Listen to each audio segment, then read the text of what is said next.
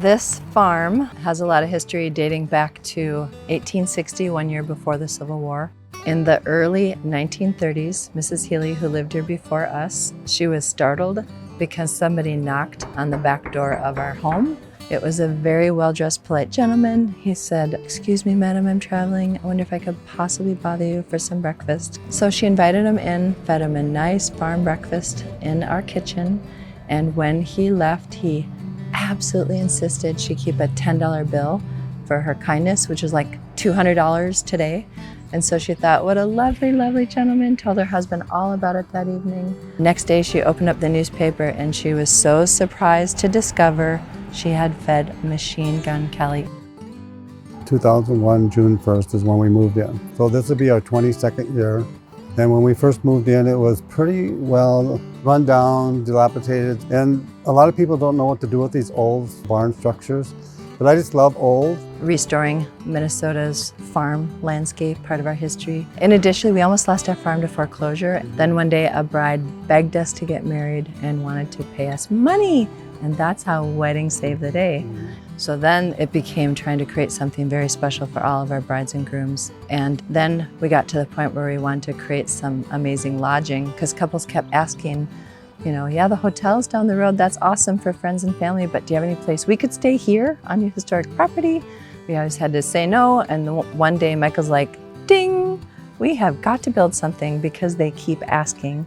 And so we built 2 luxury suites, but we really tried to create something very, very magical. And then any day we don't have a wedding, they're open for vacation rentals, and we have people come from all over the country, and so far 3 foreign countries, just to stay in this treehouse. The reason we have a treehouse is this is actually the 4th treehouse in our family.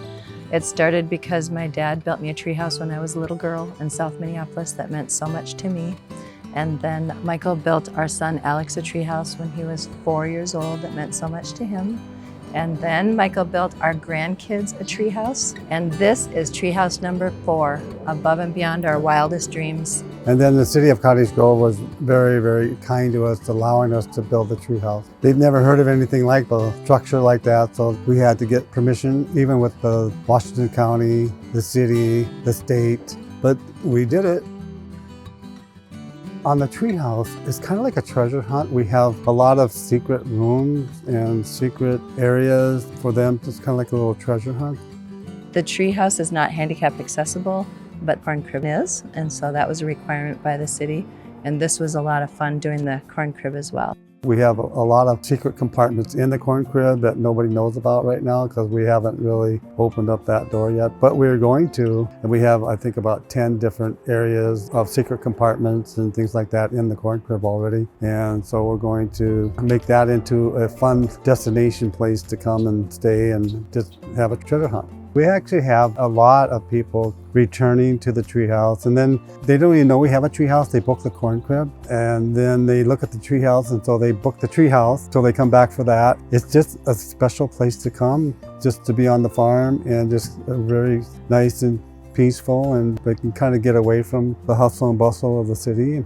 And so we're the most grateful landowners you will ever meet because we came this close to losing it. And the day we got to take that for sale sign out of the front yard was just like, oh, thank you, Lord. We're just so grateful for every wedding that is here, every guest that comes to stay. Just everyone is just a lavish gift to us. And it's fun to share our historic property with the public now, because before it was just a private hobby farm, but now we get to share it with people.